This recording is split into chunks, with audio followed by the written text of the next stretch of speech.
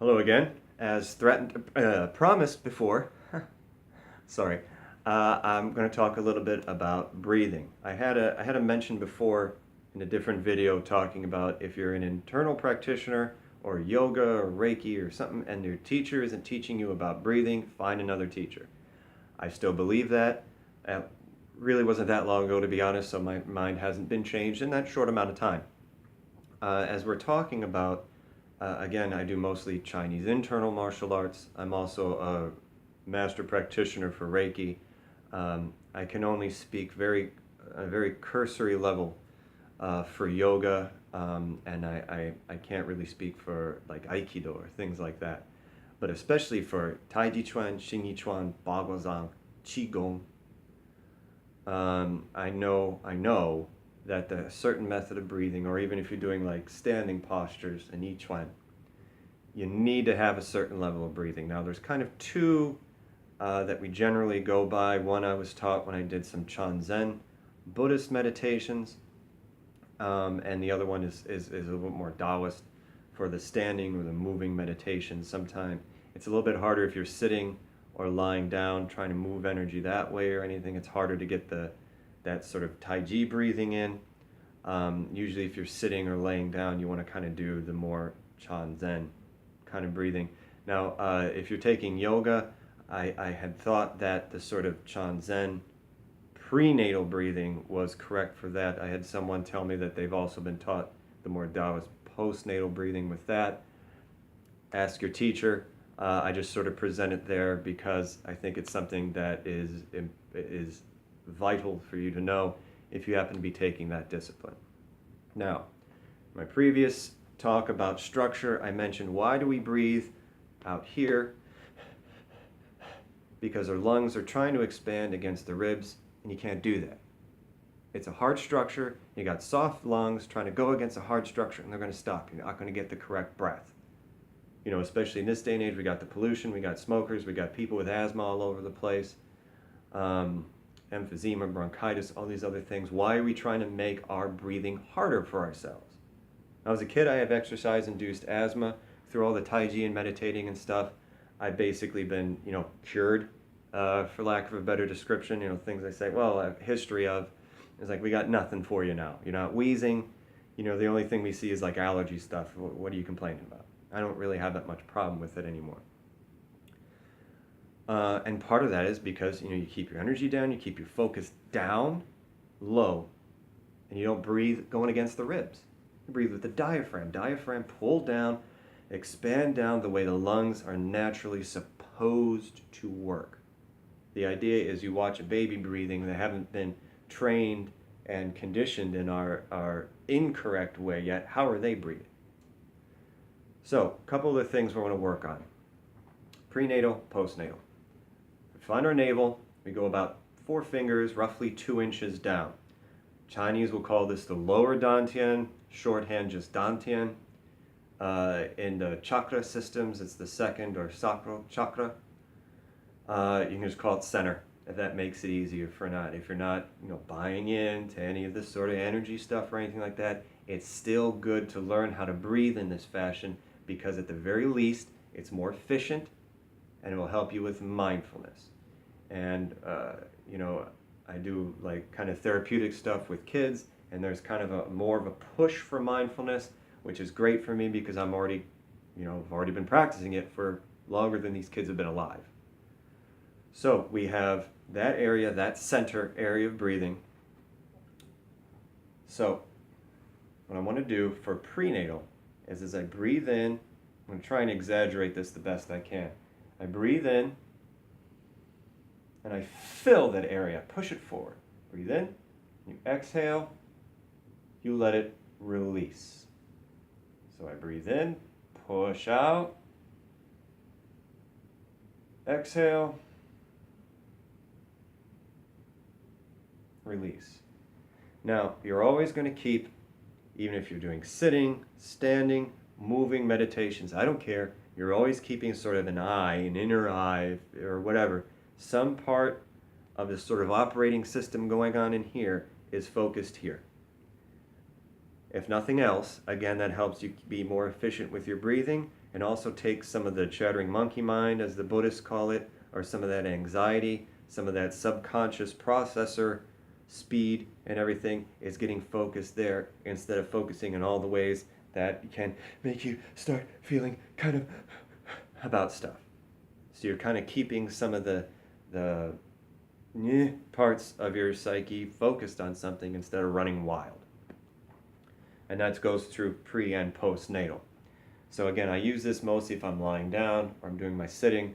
I've also used it in when I've tried to do some yoga stuff in the past. So again, prenatal, you breathe in, push, exhale, release. Lower dantian, second chakra, center, however you want to call it. Call it Fred if you want, for all I care. Breathe in. Breathe out. Also very good if you're sitting like in a doctor's office. I know I get like test anxiety or anxiety if I've got to go to the doctors or something like that from the sort of panic disorder I have. Or if you're getting like, blood pressure and you just, I want it to be good. I want the blood pressure to be good. Stop, breathe, use this as you're sitting down and breathing, and it will help immensely.